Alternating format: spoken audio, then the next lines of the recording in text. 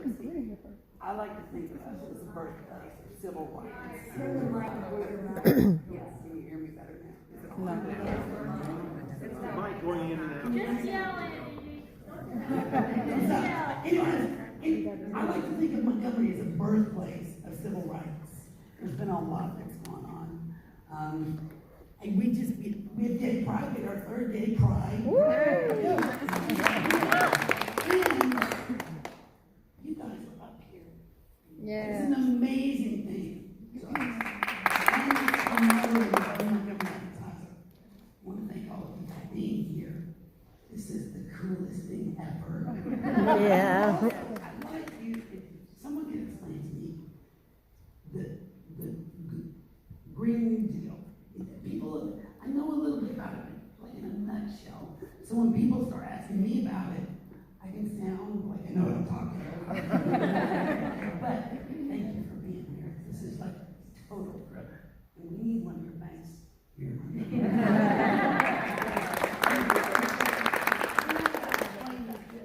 You're good at that. So, I don't pretend to be an expert on the Green New Deal because it's a plan in formation, and I've only read the summary documents. I haven't read it in minutia.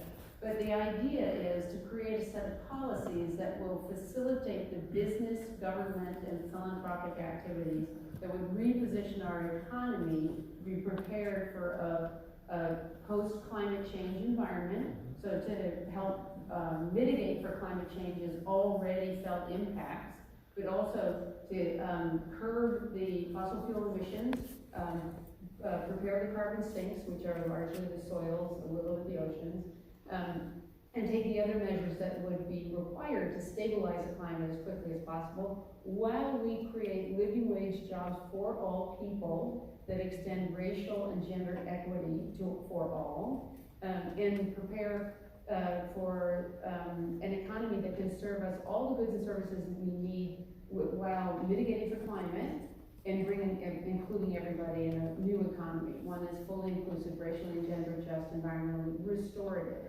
It's too late to be neutral. We have to restore our ecological commons. It's a plan in the making. We have vast areas of expertise in the American economy and in the world at large. Climate is a global problem. We have models in other countries about how to adapt and how to respond to climate, and we just need to make a very concerted effort to have a plan. Every family has a plan.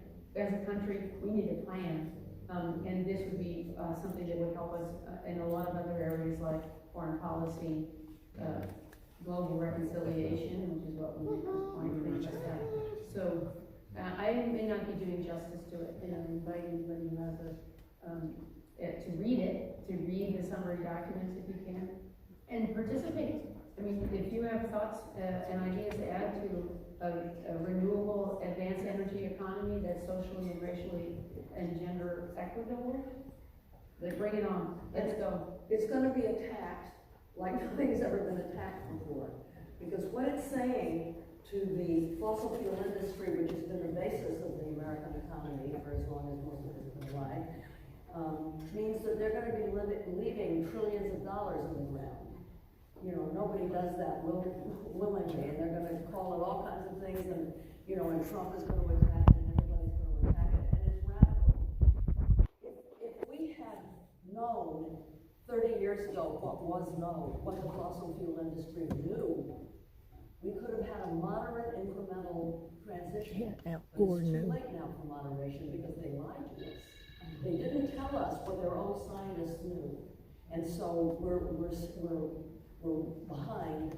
You know, our carbon budget has shrunk very, very fast, and so we have very little time to do what's necessary. This is really urgent. And it's actually more radical to do nothing than to do something. Yeah. And I think another thing that is a red herring is that this idea that the Green New Deal is going to pitch out old industry workers and they're going to be without a place. No, it has to plan for a just transition so that people who are in industries that we can no longer tolerate have retraining and a new job to go to that's equally living wage and good as their last job or better.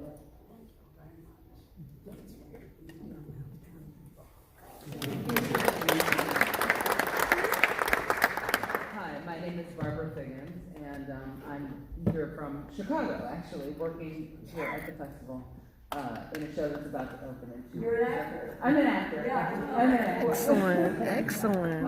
Come see Pipeline, everybody. Yeah. Yeah. But one of the things that I was thinking about in terms of what brought you here today, because I just happened to catch the 6 o'clock news and bought a ticket, is in today's society with the internet, and every 5 minutes there's another story or there's a tweet to try and deflect from what's important. Flint, Michigan still doesn't have clean water. Yeah, that's outrageous. And so when you look at something, it's Loudoun County, yes? So, and you've got this, they're different but similar situations. Is there a way to bring that all together so that those problems can be solved? Because one of the things is, in Flint, they say, oh, it's going to cost so many millions and billions of dollars. Well, invest in the infrastructure, but how do you get all the different stories and bring them into one? Well, one of the things that I've been working on, I'm part of the National Coalition for Human Rights, Water, and Sanitation.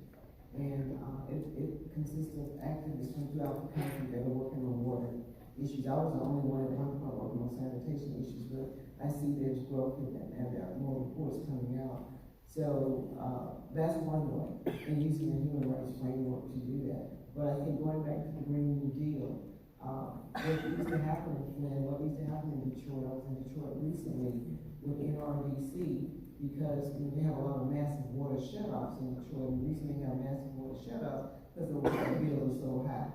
And the water bill is so high because the infrastructure is old, and a lot of the water is going into the ground. So people that are retired and been living in their homes for a long time are having $800 and $900 a month water bills. And the way to change that is to change the infrastructure. And the Green New Deal provides an opportunity to do that. But I think when I talk about water, we can't talk about water without talking about sanitation and talking about it together. There's also something called the Sustainable Development Goals, which you're not familiar with. And this is the U.S. plan to get rid of poverty. And the number 6 for the Sustainable Development Goals is the human right to water and sanitation. Because without water, none of us can live.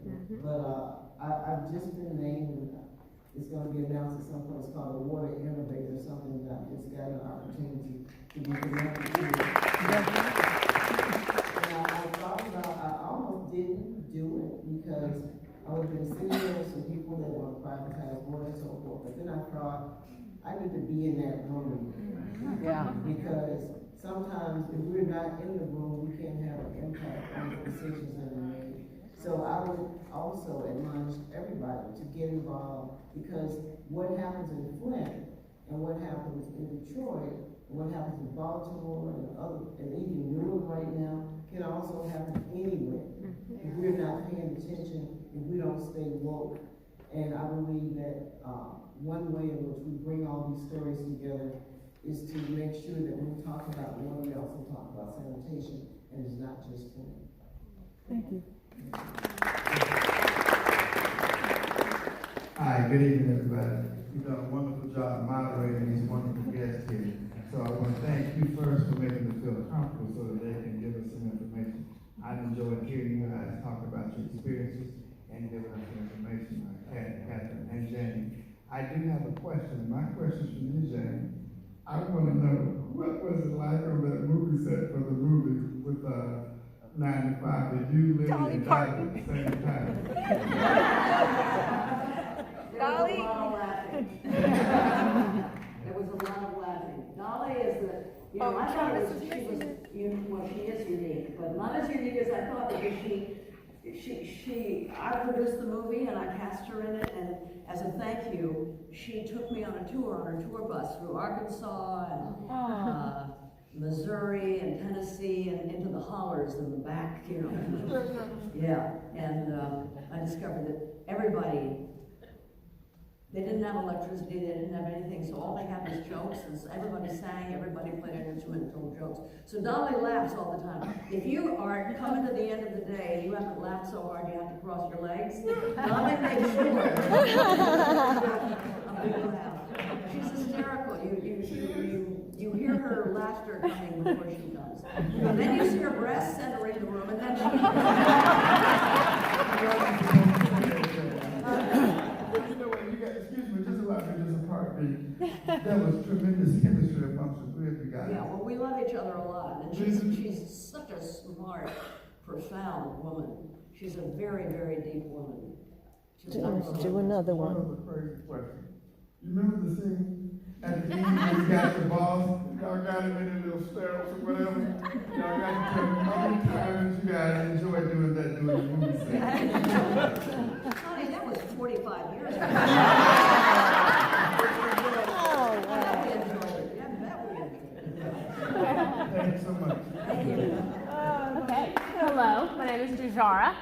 So I work with an organization called Jasmine Hill Gardens, and it's a local garden around here. It's in Wetumpka. We're from. yes. So we have a big event coming up October 19th in conjunction with the Peace Studio, and their founder is going to be here, and she's going to be talking about how to make the peace movement active.